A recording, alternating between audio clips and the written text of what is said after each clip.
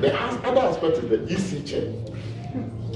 You see, we must wage a relentless war on this EC chair. I mean, she doesn't want to see my face because when he sees me, but I have told her, look at the statement that she went to help. He said, oh, this one, it is you. It is NDP, NDC, your usual tax. And then I said, look, madam, do you know what you are talking about? As a commissioner, do you know what you are talking about? So I think we need to take her to the cleaners. Sure. The civil society organization, religious organization. Exactly. Especially the Peace Council chair. Exactly. For the first time, I will endorse insulting and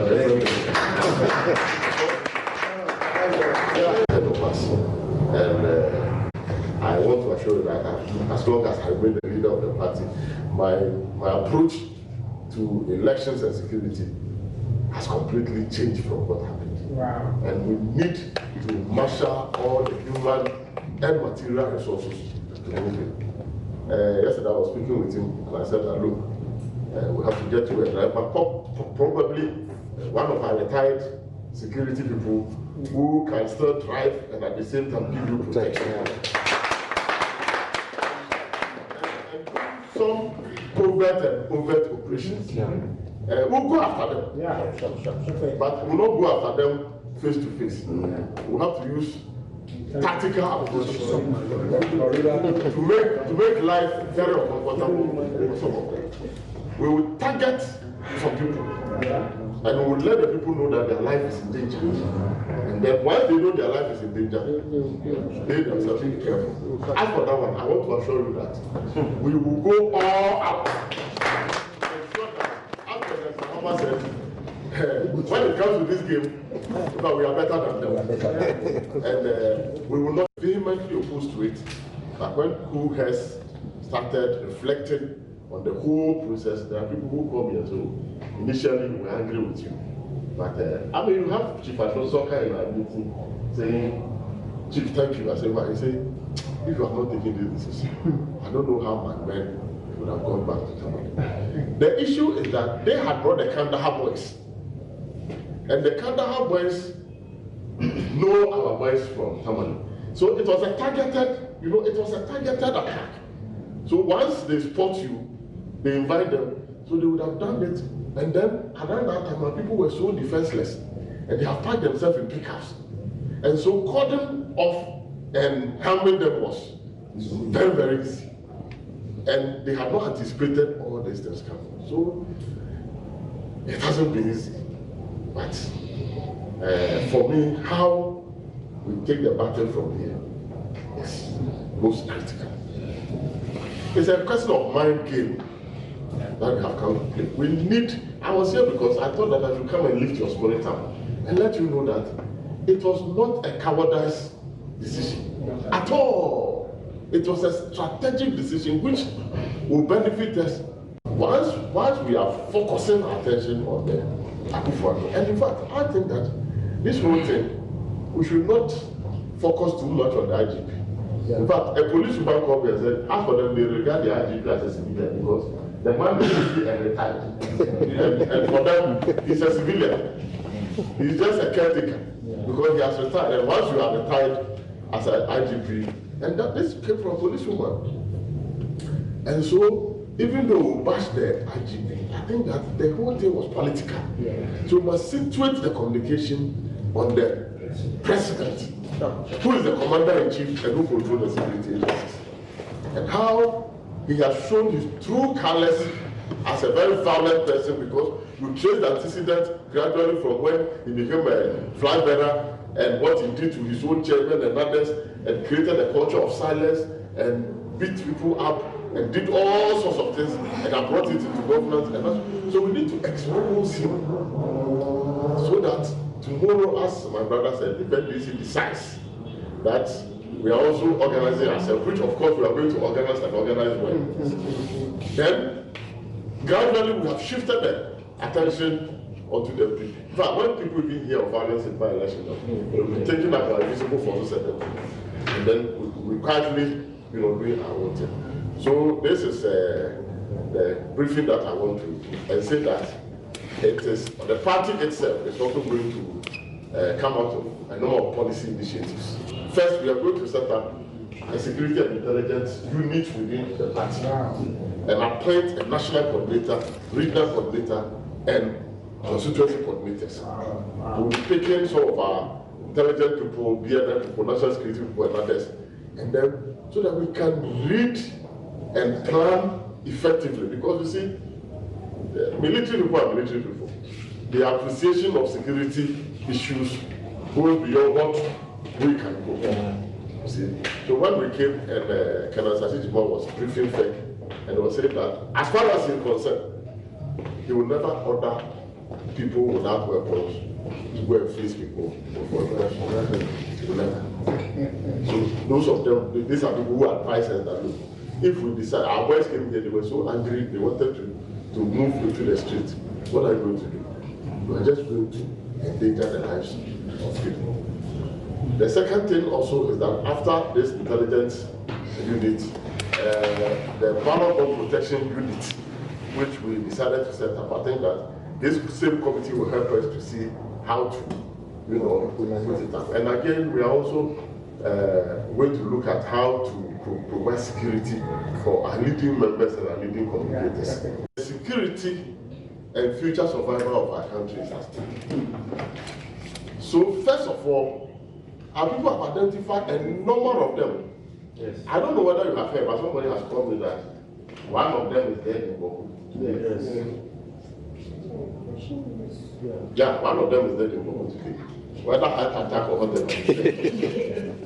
You see, 3 days ago and yesterday, those who were living in Niba and Omobi, nobody has slept in his house. So you see that now we have a tactical advantage. Nobody has left it. They even went to attack parents. So my moms have to come in and plead for their parents because one of the days, people also start capturing your mothers and fathers and keeping them hostage until you show yourself out. So we need to go back quickly on the drawing board and strategize. But the communication is very critical.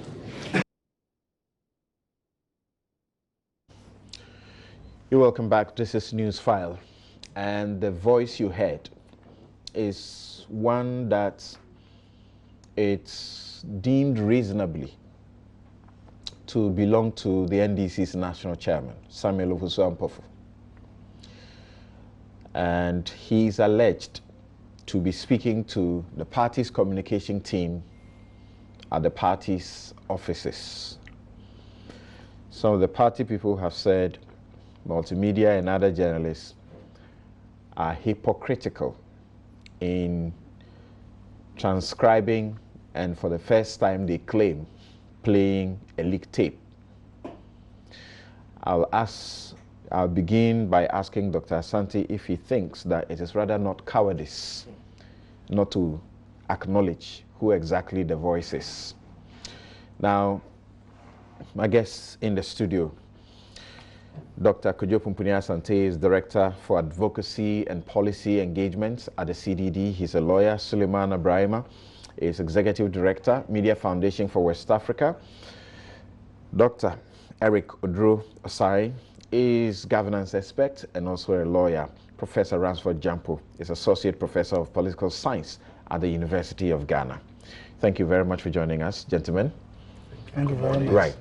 So, yes, that's my question really to you to start with. That, look, this is not the first time we are playing these tapes. They have come up over and again, and if you check our history, everybody has denied them, except one that we can remember in recent history, Yabuati Njan. Osafo Mafu denied he wasn't the one. All others have denied. Do you think... remember the Sekou tapes?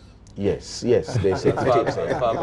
Yeah, there's a lot more. I mean, the Rolling tapes yes. that we on Newsfile, they were played for the first time. Now, I am asking, is it not rather cowardice not to admit that this is me speaking? Something I think is quite sobering. I mean, just listening to the conversation. So I'm not one that believe that this tape is doctored. I think that has been the official line. what I hear. I'm not a sound engineer expert. Okay, just hold on. Yeah. Let's hear the reaction that says this tape is doctored, and another reaction that says this tape is actually the voice of the chairman. The tape which is being circulated in the media is a doctored tape. It is totally fake, and we will entreat the people of this country to treat it with the content it deserves. It has all the trappings of a diversionary tactic, and it is obvious that it is a desperate attempt by this government to divert attention from the latest expose by investigative journalist Anazarin Yawanas, which has uncovered some appointees of this government as engaging in illegal mining, popularly known as Gyamfi. And that is why we are not surprised that our friends from the NPP and elements in this government will introduce this red herring, totally doctored fake tape on a day that that video is billed to be premiered. So, Sammy, you've heard the tape. Is that the voice of Samuel Ofosu Ampofo, your party chairman? I can tell you that it sounds like the voice of our party chairman. In fact, they allege that that was a national communication meeting which was attended by the national chairman. I am the chairman of the national communications team. I chair all his meetings. I know that indeed our national chairman has visited us. He visited us not too long ago.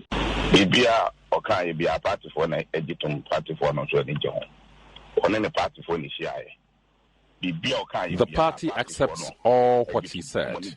Party members are happy about it. He met his party members.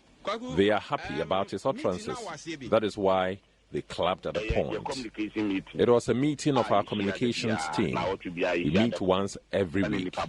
Bad people joined the meeting and recorded the discussion. Canadian Japan made portions of the audio available last week. What you hear today is the rest of them. This will not discourage us from talking about the bad things happening in government.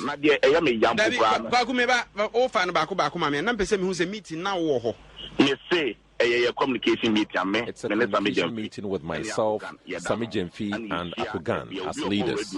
We meet all our communicators to strategize our security and communication. Honorable Ofosu Ampofo joined us to motivate us. That is why you heard people clapping. That is why you heard people clapping, because they are happy. If someone doesn't understand and want to bend the sea, they should go ahead.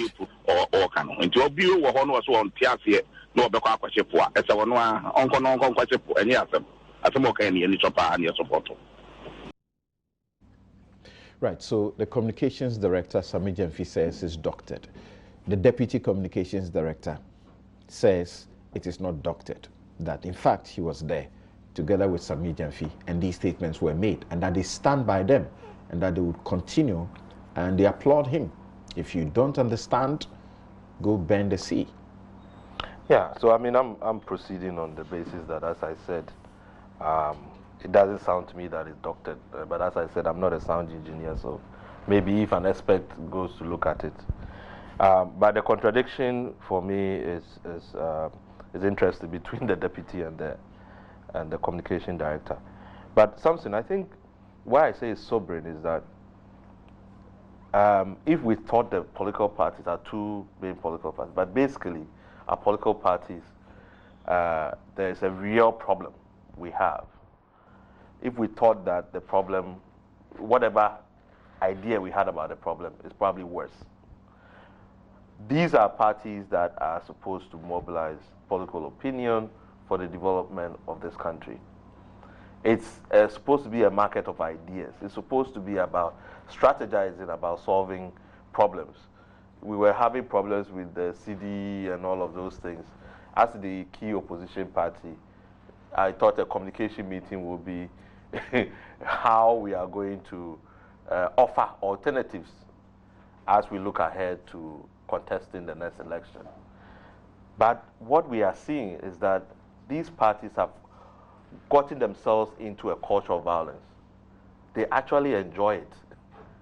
You know, they anticipate that their opponents will use violence.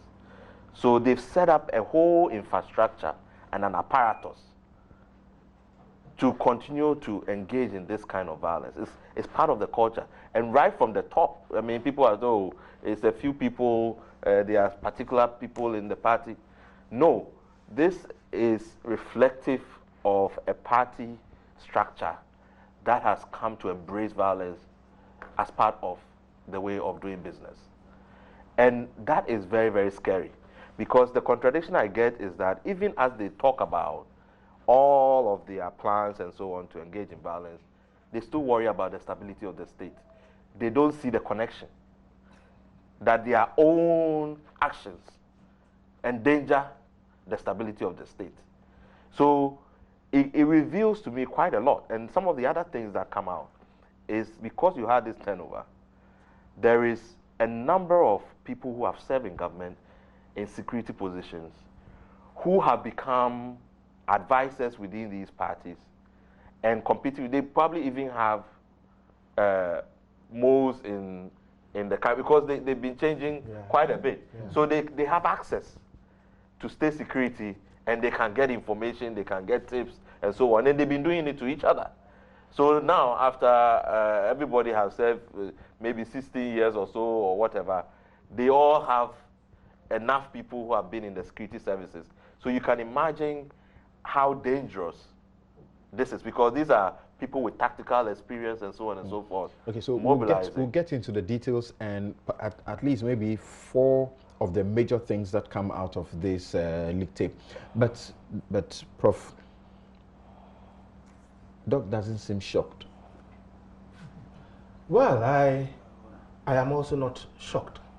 That's serious. A couple of days ago, I wrote on my Facebook that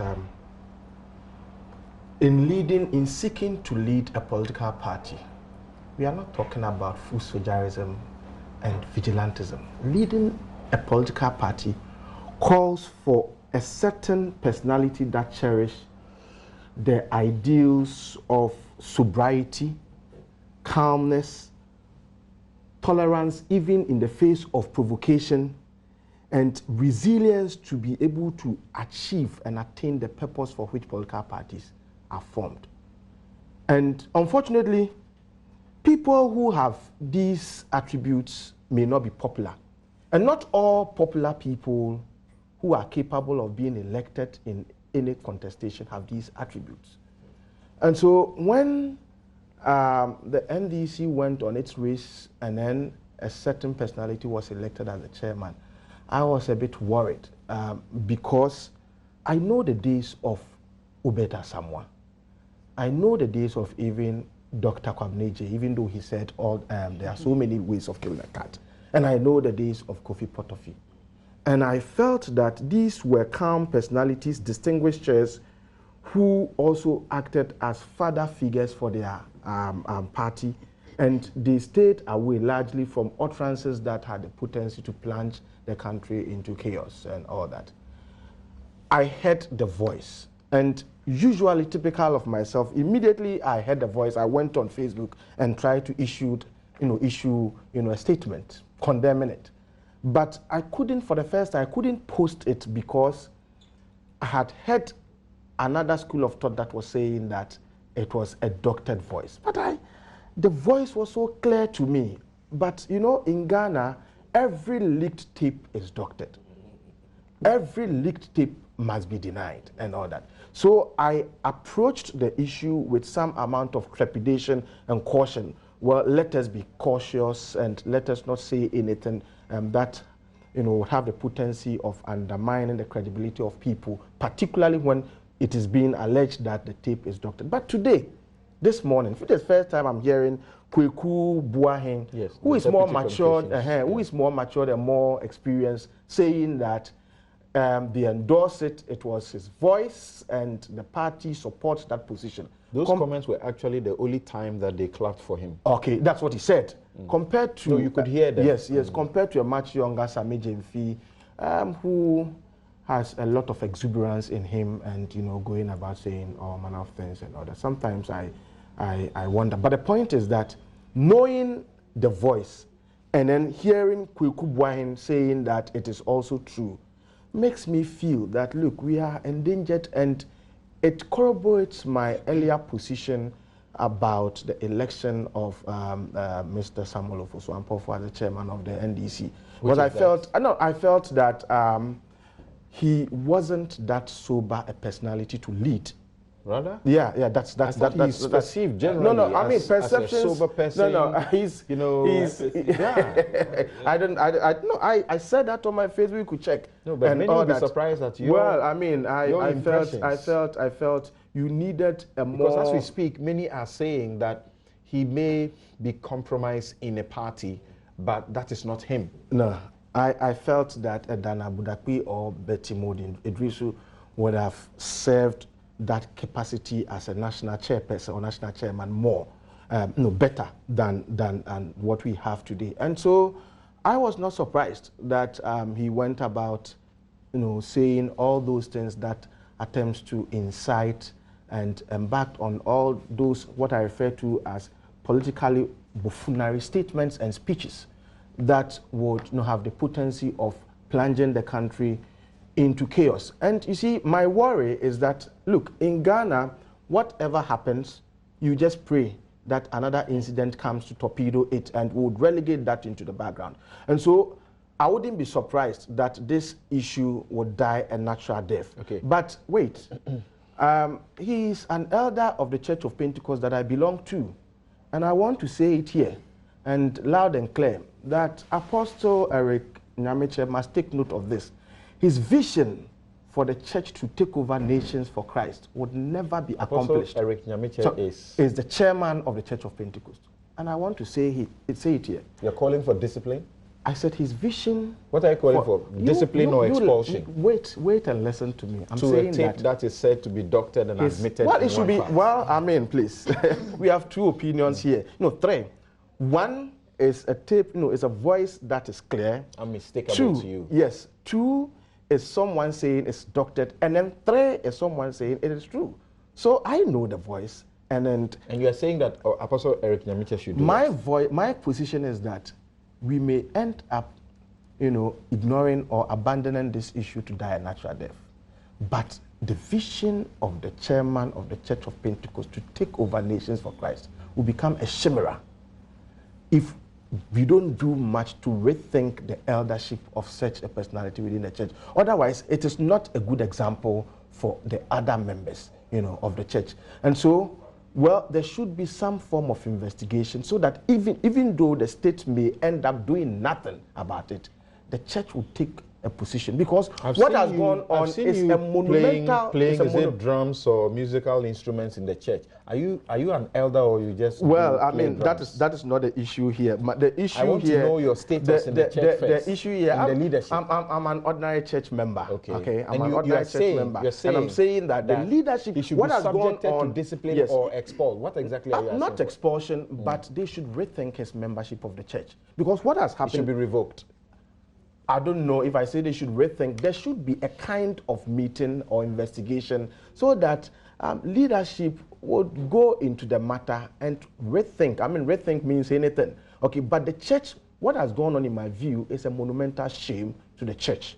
And it must either disassociate itself from... Have you said the same of this man who is known by many in business in Ghana, who has been accused on many fronts of grand corruption, okay, and sleaze, graft, just ripping the nation.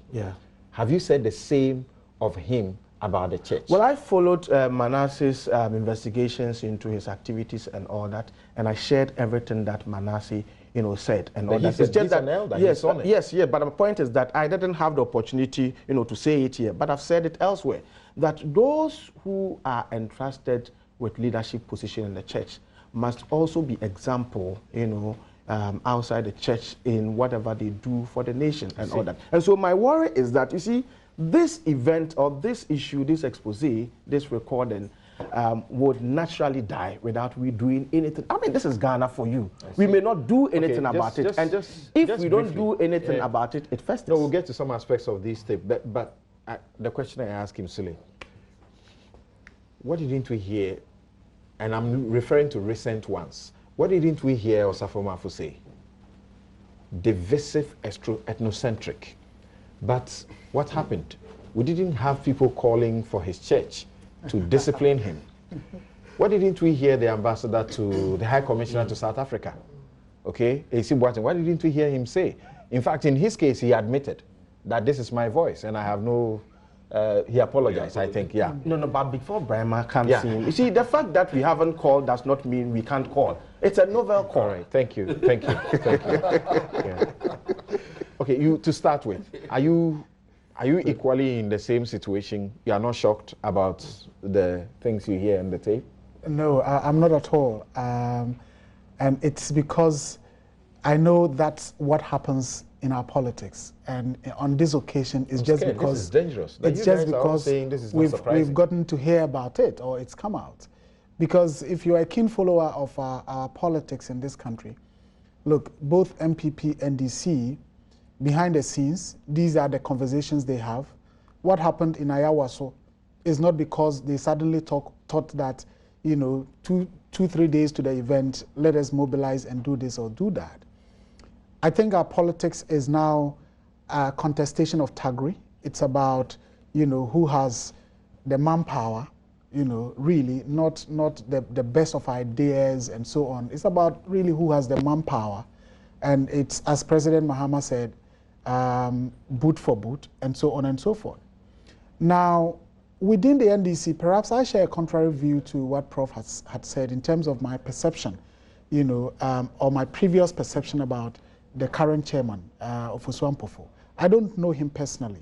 I would say that I've listened to him a number of occasions on radio and in public conversations, and I thought that he was somebody who, you know, had a posturing that you wouldn't think would harbor these kinds of intentions that, you know, were communicated. And I must say that, look, we need to be very honest. This whole thing about is doctored. I don't think that we have to really situate the conversation around that at all.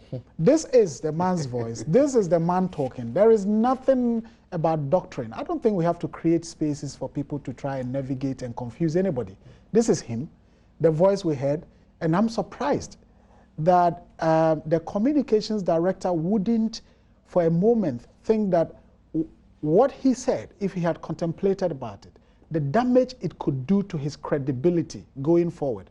And I don't think that I would take him serious going forward on anything that he says. No. Because quite clearly, this is somebody who is willing and prepared to do propaganda over everything. Because this is quite obvious. We all know there are many who denied in similar fashion and got elected into parliament and got made ministers. So what are you talking about? And what credibility is this? And that is why, as I said, our politics is no longer a business, you know, of competing ideas and people weighing the options to see which idea will be better for us and so on. It's really about who is smart in terms of propaganda, and during elections, who can, you know, maneuver in terms of people doing the bad things and so on and so forth.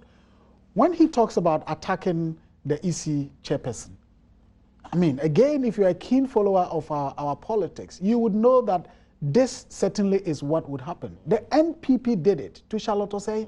It was about, let's go after her. Anything, everything that is done at the EC under her leadership, let's attack it. And certainly you would expect that the NDC would do the same thing. So that is why I say, look, I'm not surprised, because I believe that behind the scenes, these are the kinds of conversations that go on. And I'm surprised that the MPP, for example, would say, look, he must resign, and so on and so forth. I mean, what you just said, this is what how John Ndeburi put it. He says that the Ofosu Ampofo, he says, when he's asking whatever he has said, he said the MPP waged war against Charlotte Osei. She didn't die.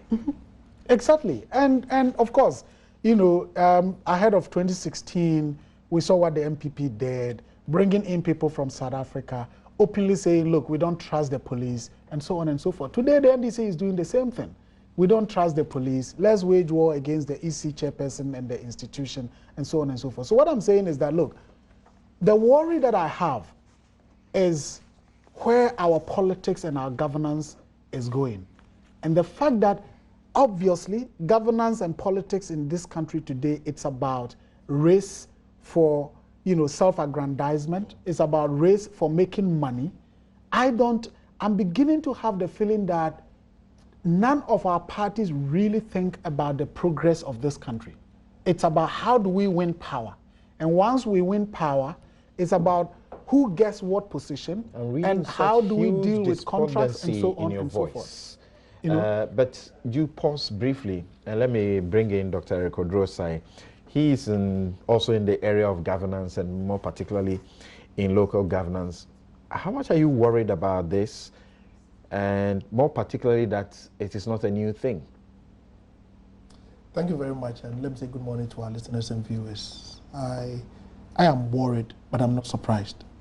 I'm worried, I'm not surprised, because the leaked tape came unsolicited. The question I'm asking myself is, what is it that we do not know?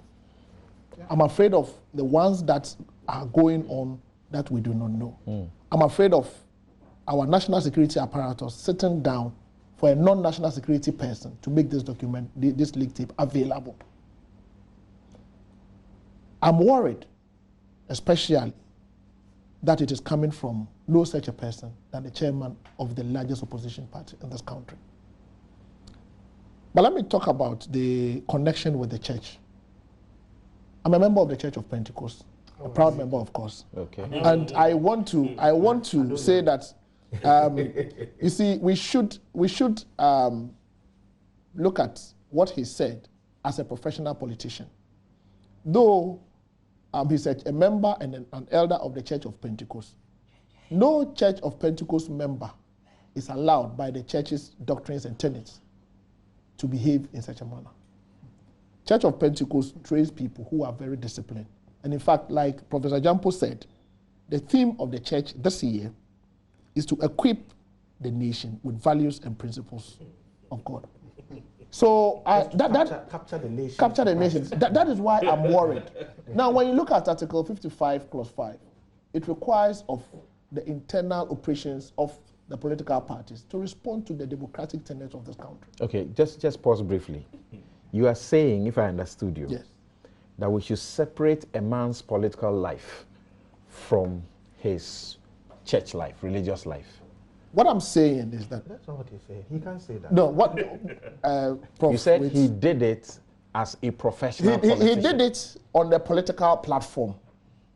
Now, you cannot say that because he's an elder of Church of Pentecost, the Church of Pentecost should sanction him. The Church of Pentecost has its own internal sanctions procedures. What the call he's making, for which I support, is the Church of Pentecost to take an interest in the matter. If you tell me the Church of Pentecost to take an interest in the matter, I agree. Okay. Because if the church is to train or bring up people to lead this nation, and these are the kinds of people the church is producing, then we have a problem. So I subscribe to his call. Can you imagine that you guys, what you are suggesting, if it were to be pursued by the churches, our politicians, how many of them will remain standing? Exactly. Well, then that will give it. There are those of them who tell us lies, broad daylight, lies. Yeah. The church and the church is aware. Yeah. So what are you saying? But Samson, don't you think it is a very good call if we start it now? Yeah. It is not only the churches. Okay. All the faith-based organizations. So they will abandon the church and go abandon and practice their politics. Insofar as you are not prepared to do the right thing, leave the church. It is not only the churches, other faith-based organizations, the Muslim groups, all the other groups. Say to your people, we are training you to become better leaders. We're also part of the community. When you go there, project the values of the church. If you fail to project the good values of the church, we'll take you out of the church. And this country is what it is. It is as rotten as some of you would often refer us to, irrespective of the fact that the church is the biggest growing industry, if you like. 70% of Ghanaians are Christian. Look, we are notoriously churchical. So how do you marry what you are saying with the development? Yeah, if I may That's Friday, our mosques are full. Yes. That's right. There is no official work going on because in this country we understand that because you're a Muslim, it's Friday, you go to, worship. Sunday, of course, that day is not a day for work. People are in church. But we know that almost every day, people are even running out of work to go to church, and they can use that as an excuse and not be punished. And yet this is where we are. Yeah, it is simply because there is a certain kind of attitude that we must show when we are in church. And there is also a different attitude that we must portray when we are out of church. I mean, that has been the practice. But today, I think the call that I'm making is in the right direction, that church leaders must also take interest in the attitude and conduct of their members who are reposed with certain positions of trust, you know, within the polity and in public office. That we train you in the word of God or in the words of Allah, and when you go there, you are supposed to be a good example of the church. The church is always proud of its members who wield certain positions in government and certain who are excellent and they wield certain positions in public including life. the fact that they are more likely to bring the much of the money for the harvest. Okay, yes, Suleiman wanted to come in. Yeah, it's quite problematic to bring in religion into this matter, because as Samson said, look, the president recently said, you know, we will match them boot for boot. The president, I believe, is a member of the Assemblies of God Church. President Akufo-Addo had said, all die be die, you know, and I believe that he is, you know, a top member of a church. Look, I believe that Sofo Azoka, who has Azoka boys, is a Muslim. Practicing Muslims, and so on and so forth. Look, on this program, Samson, when you raised the issue, Samson referred you to another elder of that same church. And I believe that if we want to go on that path, perhaps what would be quite crucial would be to interrogate what are the qualities that the church looks at in conferring certain positions on its members.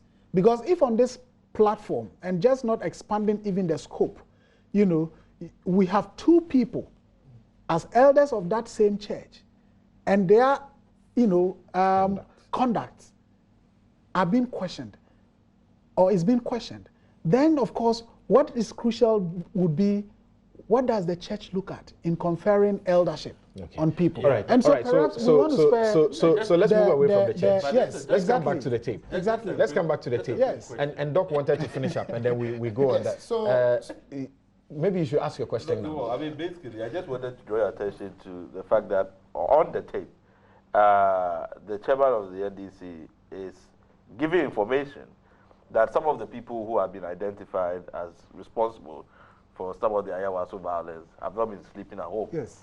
And they've actually contracted imams to go and beg for them. So I mean, the church is playing all kinds of roles, even as in terms of you know, this underground. So Doc, in a minute, wrap up, and now let's get into the tape itself and the content. Yes. Yeah, so what I'm saying is, national security should be interested in this matter. Right.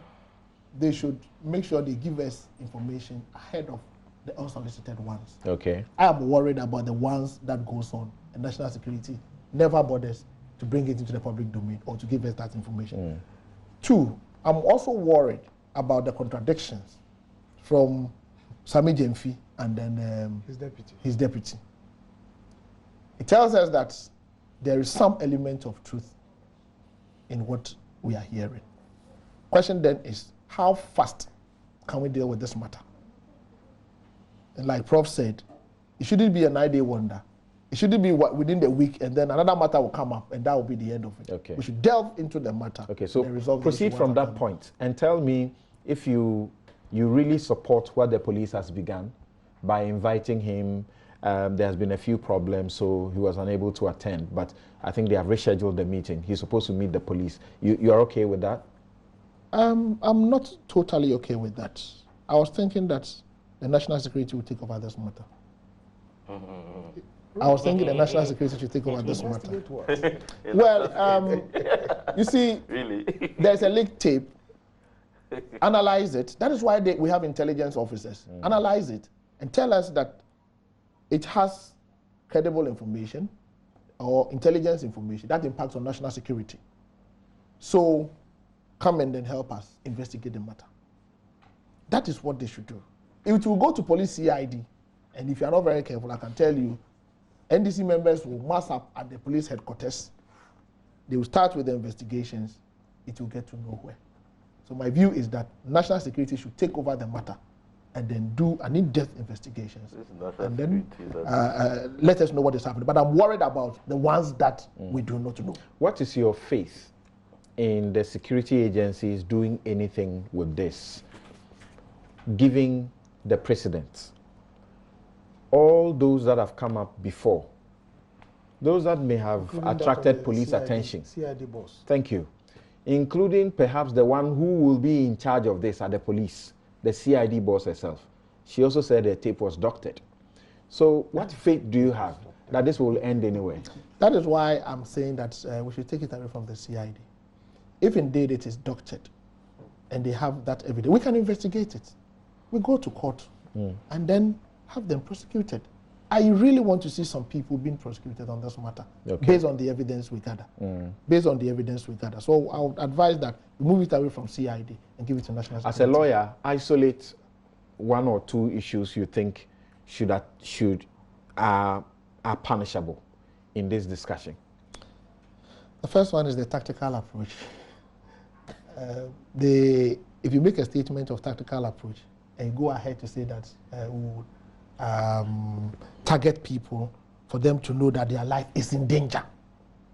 If you make that statement that you are going to make people's life danger, that on its own. And there will be kidnappings. Well, I don't want to go there, but I want to just make a statement or say what I heard. If you want to make somebody's life or put somebody's life in danger, that on its own, if the person even reports to the police, it is a cause for the police to call you or to arrest you. So that single statement is not enough or it's not good for us. And then armed with that, looking at what is happening, the current happenings in the country, does not allow anybody to get away with this particular thing, if indeed it is proven to be true. Okay, yes, let me get to the other lawyer too here.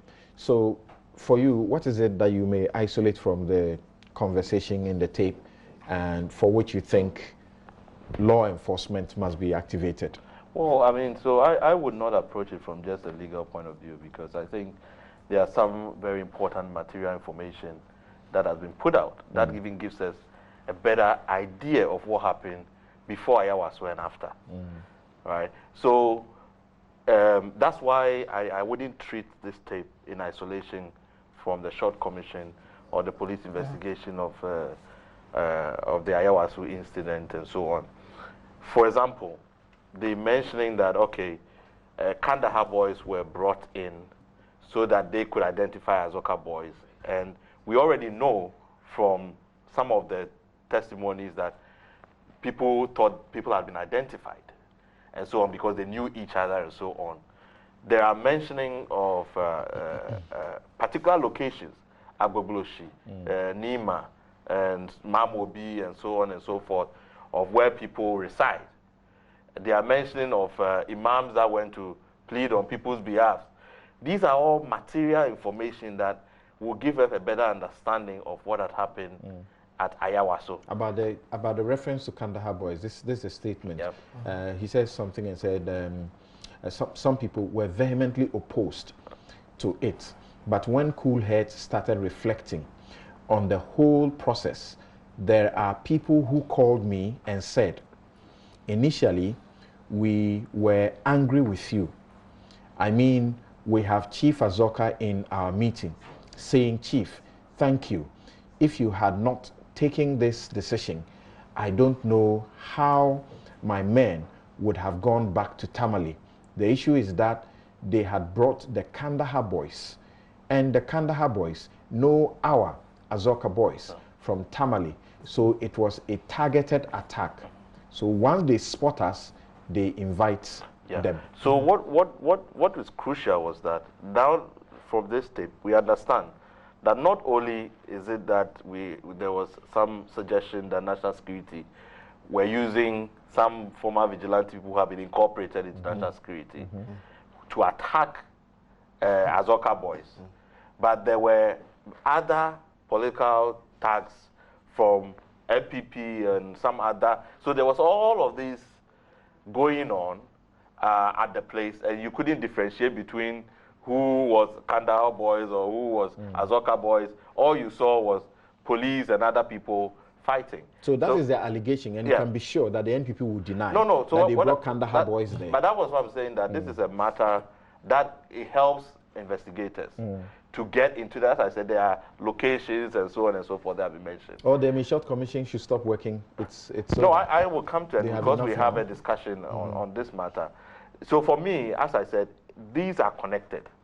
These are connected. It's connected also because the planning for 2020, you know, this idea that we are going to have a ballot protection, which the chairman announced it at when he was sworn in as one of his interventions that he's going to have. Right. So that had been put, but now they are talking about security coordinators and all of those things. It goes back to how are we going to be able to pull away from the brink? Because all of that suggests that people want to do even more mobilization going forward. And what we want to do is to demobilize. So the reason why I was laughing about national security, because national security is in the spotlight right now. I don't think, for me, I would think that they are the best institution. If the president has already put his marker down that he wants this to be dealt with, both through the short commission. If you give it to the CID and the president has made this very clear, or even the police investigation unit, I think there's a sort of a multi-stakeholder police that is already investigating the Ayawasos, can add this to, because I think there are things that connect to it. So I'm not only about isolating what plans that people are making, but also the information they are sharing about what was planned before the Ayawaso, what happened at Ayawaso. Yes. So as you heard him, does it not sound as if he is now coming to a place of a change of mind about his approach to certain things? He said, I want to assure you that as long as I remain the leader of our party, my approach to elections and security has completely changed. And we need to marshal all the human and material resources. Yesterday, I was speaking to him and I said that, look, you have to get to work. Probably one of our security people who can still drive and at the same time give you protection. Then they were clapping. Then he spoke about some covert and overt operations. Let's not forget that he's talking about this ballot, protection unit, which he's spoken about before publicly. Let's not forget that it has become public that the MPP in government is actually using state resources and state, offices to do a similar thing by mobilizing people at the, unit levels to do a similar thing. So he's sort of taking a posture that one may say could be justified. You don't think so? Well, Samson, I think that if I'm happy about the revelations in this tape for anything, it is because it reaffirms my conviction that we are in a country where politics is not being done genuinely. We are in a country where our politicians and those seeking to govern this country are prepared to do anything, including, even if lives will be lost, so that they get power. You made reference to the MPP, for example, and we heard and read about that leaked document from Upper West. And certainly, as I said before, both parties are into this. And for me, listening to the contents of the tape, a lot of it is about what they plan to do. And so, if for nothing at all, it's good that at least on the side of the NDC, through this tape, we know what they would have planned. Imagine if this tape was not out. It means that all these plans and schemes and so on are going to be set up. And indeed, even as it is out there, we cannot guarantee that it wouldn't be done. So my worry then is, see, you talked about national security. Dr. Osai talked about, he thinks national security may be the best establishment to deal with this. Kojo clearly, raised a contrary view, and I shared that view because national security at the moment, 2 weeks ago, we're discussing the same issue, and it's like, are we really on top of our national security? Well, Prof agrees with that's a concern. It shouldn't be the CID. Now we talk about the CID, and there are issues. For me, this should then get us into thinking that as a country we are really in trouble, because our the two big political parties are not doing the kinds of things that you would say are in the interest of this country, in terms of our progress, in terms of our stability, in terms of our peace, and we are all caught up in that. So quite clearly, for the two parties, they've demonstrated it. Now, the institutions that must deal with the situation, we also have doubts about their capacity to be able to deal with these, issues that we are all, caught up in. Right. You talk about the police. The NDC say we don't trust them. The MPP are quiet, and perhaps they can't speak now because they are in power. And once they are in power and they have appointed those in the leadership of the institution, they cannot say they don't trust them. But only 3 years ago, the MPP was saying we don't trust the police. In fact, we'll come to that. I remember when the South Africans were arrested, the current Deputy Speaker of Parliament, Ofosu, saying, look, the charges that are being preferred, cannot do anything. These people, nothing would happen. They did that same thing to Kennedy Japan when the tape came out, and nothing happened. The NDC is in opposition now, and let's assume that the next elections they win. Are they going to say they don't trust the police? Because the same two political parties have succeeded in bastardizing our institutions of state. Now, Sulemana, you are in a very good position. You train journalists, you organize refreshers for them, and you constantly are monitoring the work that journalists and the media, do in this country. When he says that, quote, there are CSO and religious organizations, especially the Peace Council chair. For the first time, I will endorse insulting the Peace Council chair. I like that. We have already started. Then he proceeds. They should do the same to the Electoral Commission chair. Then he goes to the next line and says, heap every blame on the president. And I think that we should not focus too much on the IGP. So focus on the president. All of these they will be doing through the vehicle of the media, insulting the Peace Council chair and the Electoral Commission chairperson. They will do all that through the media.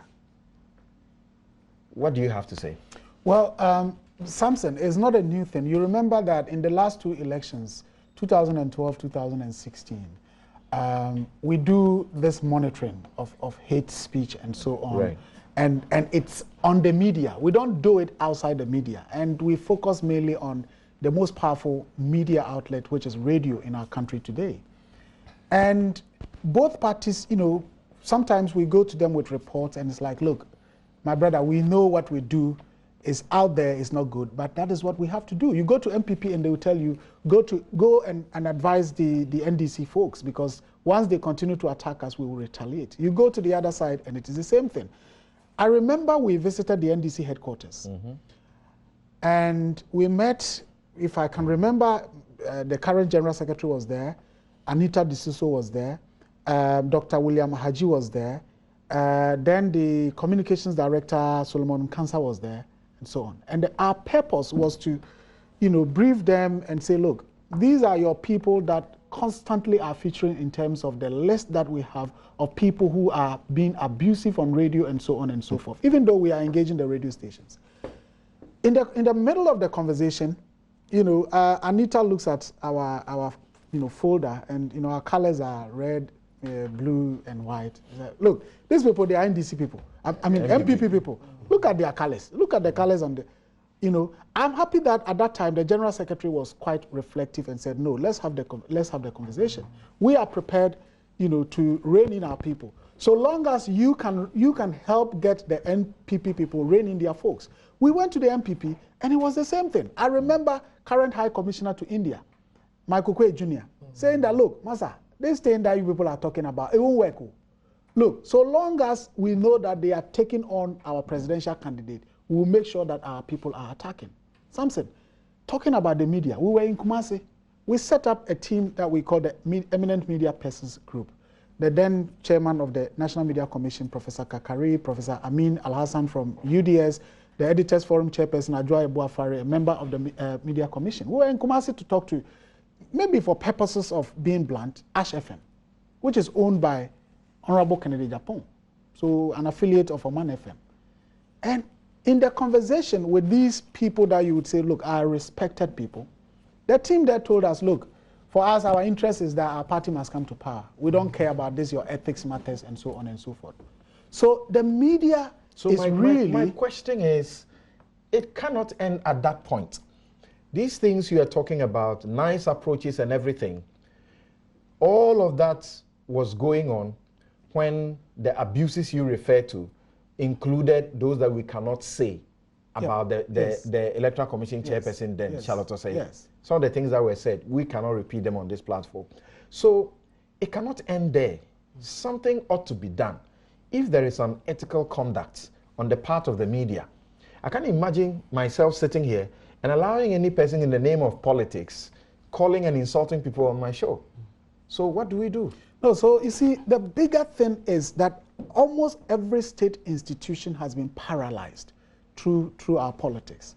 Look, is it the NCA that is going to act against Oman FM or Ash FM or any of these, establishments? The NMC. That, is it the NMC? The NMC will tell you, look, we are only, yes, we have the power to monitor content and so on and so forth, but we don't have the power to do anything. We can't shut down any radio station.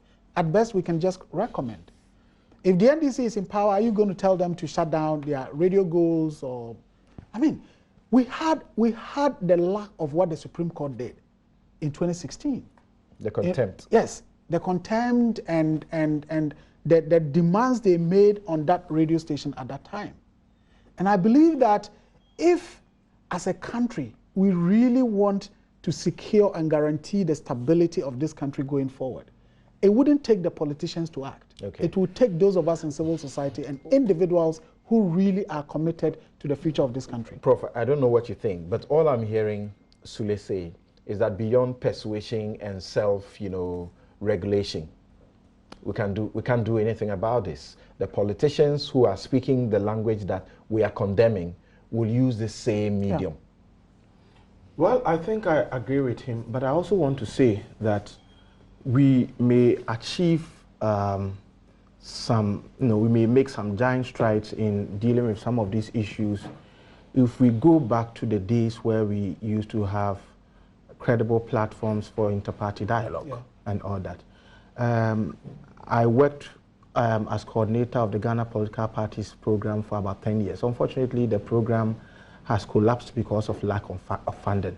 I mean, this was a program that was bringing together the leadership of political parties once every month to discuss issues of national importance in an apolitical manner. And so issues with regards to vigilantism and some of these tapes, contents of these tapes would have been discussed, and then they were always checking themselves.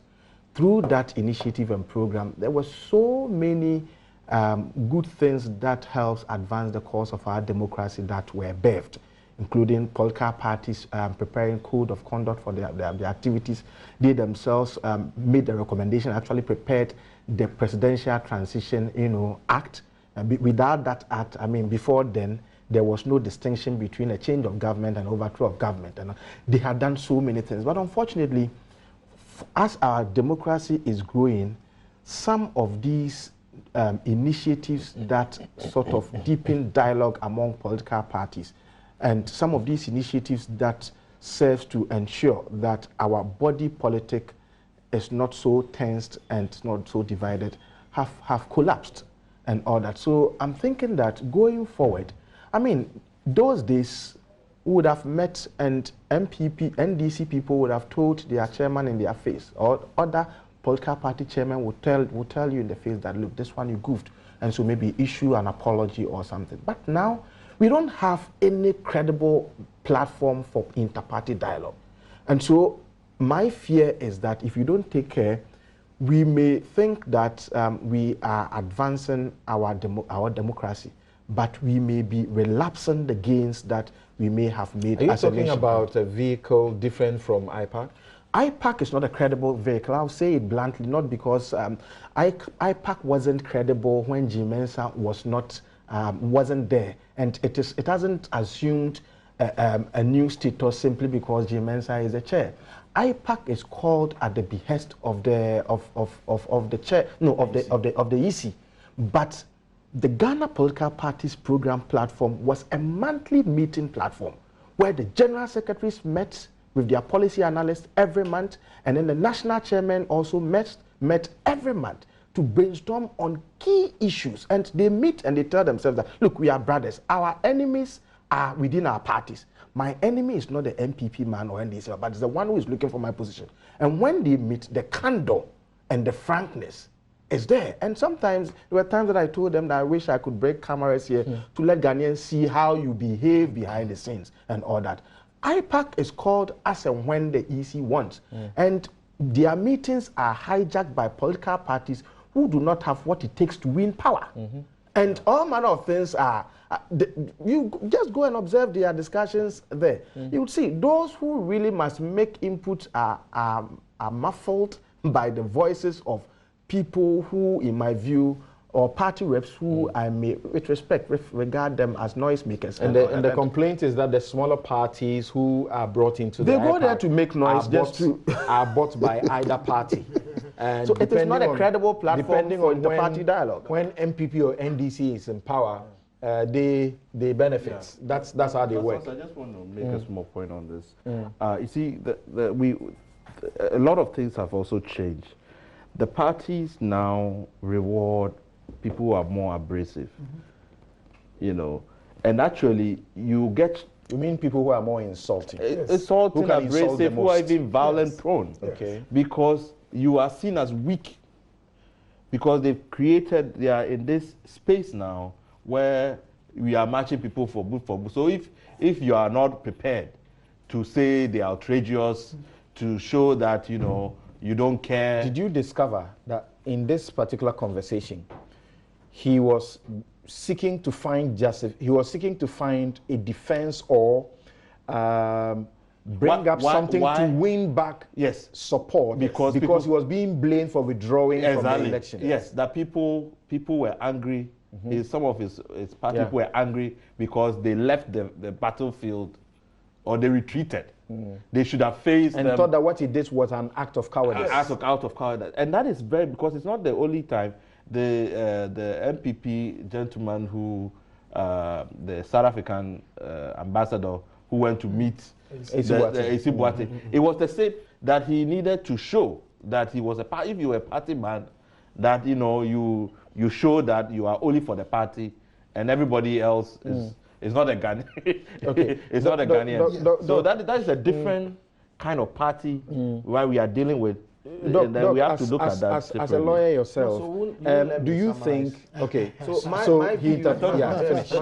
view is that unless we go back to look for a credible dialogue platform among political parties, it's not a one-off thing that the president is asking for. Maybe I'm sure we'll come back. Yeah, we're going to that. We'll come to that. I have my own issues about that. Right. But it shouldn't be something one-off, go and meet and talk. Yeah. But it should be an institutionalized platform that brings political parties together to look at themselves in the face and to talk. Because, like you rightly said, they themselves, when they are talking, they sound like they are concerned about instability issues. But in their closet, when they are alone, they say things that run contrary to their own fears and all that.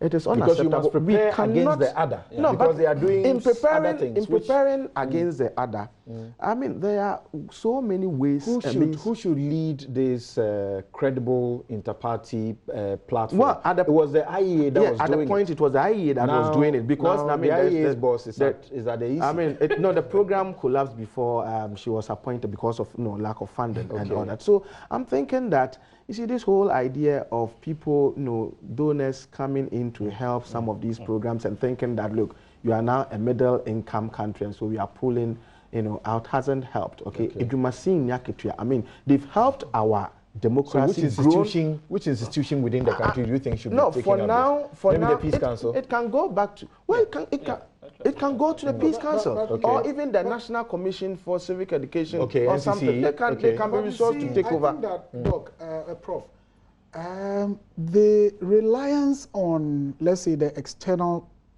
funding sources, I believe that, yes, it's true, but I believe that in the past, in the build-up towards the current republic, there were selfless people who committed their time, their resources, and so on and so forth to fight for where we are now.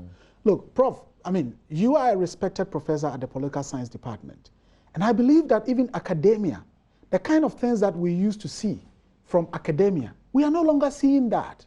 And people say, look, professors, the Legon Observer, and so on and so forth, where you read and say, okay, I'm getting an independent and objective analysis of issues and so on and so forth. It's not there. What you're proposing is great. For example, why can't the Political Science Department of the University of Ghana, for example, hold this as something that is spearheading? And I don't know what it would require some funding. And then okay, so let me finish with Dr. Drosai on this. Who has that skin to withstand that kind of insult, personality attack, and mudslinging that goes with our politics. All right. Okay, a decent professor wants to mind his business, with, do his research, Dr. and go and on this. You don't want to be insulted. It's not everybody who is like me. I don't care. Sorry, thank you. I was asking that, as a lawyer, you know that part of the measures by which, you curb this insult and abusive language on the media is civil action, defamation actions, and so on. But some of the insults, defamation is not exactly, insult is not exactly defamation. You know that insult is not exactly defamation. So, and particularly the ones that are within the politics, they are often not things you can sue. So they are coached and they know how to do it, and nobody has to sue. Beyond that, what else can be done? And the last thing I think we should also pay attention to is here, where he says, we will be picking some of our intelligence people, BNI people, national security people, so that we can read and plan effectively. Because you see, military people are military people. Their appreciation of security issues goes beyond what we can know. So when we came, and Colonel Asasi Jima was saying that as far as he is concerned, he will never order people without weapons to go and face people without arms. These are people who advise us. Does that also not suggest to you that even within the official setup, the regular BNI, security officers and all, their loyalty is not exactly to the state, but some of them, their loyalty will be to the party? Unfortunately, how do we survive all that? Unfortunately, they have no option than ensuring that their loyalty is to the state once you are a serving officer. What we have not managed well as a country is how we manage our retirees, those who leave office. National security officers who leave office, how do we manage them? I'm tempted to believe that we have left enforcement and practical operationalization of Article 55(5) of the Constitution too loose, because it requires the internal organization of political party to conform to the democratic principles, and its actions and purposes shall not contravene and be inconsistent with this Constitution. Which institution enforces this? Not the Electoral Commission. We should ensure that this can be enforced. Two, we should also take a second look at funding of political parties. I think most of the things that are happening now is partially because we are not able to enforce the legal requirement or the legislative provisions relating to the funding of political parties. So it makes state regulation of the activities of political parties very loose. Again, we should also avoid politicizing everything, including all crimes, everything. Because it seems to me that once something comes up and it borders on national security, the best thing to do is take cover under the color of a political party, and that will be it. If we can avoid that, it will help us. And then depoliticization of state institutions. Because the center of everything that we are discussing now is, do we have the institutions to deal with the issues? have we appropriately oriented and sensitized the people to condemn in an open manner statements of such nature that impact on national security? Okay. You'd have people in this country who would say, yes, it's true, we support it, like the deputy communications officer, you know. So sensitization and awareness raising of the people is also very critical. In the absence of adequate legislations and then at apolitical state institutions to deal with the matter. Okay. One more. We'll take a break. We'll take a break here. When we return, there's another aspect of the discussion that sort of this one dovetails into about disbanding political party militias. The president has made an order that if that order is not adhered to, he will use legislation. And the commission that he has set up is also looking for same solutions. So which one is going to work, or both, or how? I hope when we come, what you want to say will work in there. Yeah. We'll be right back. This Newsfile.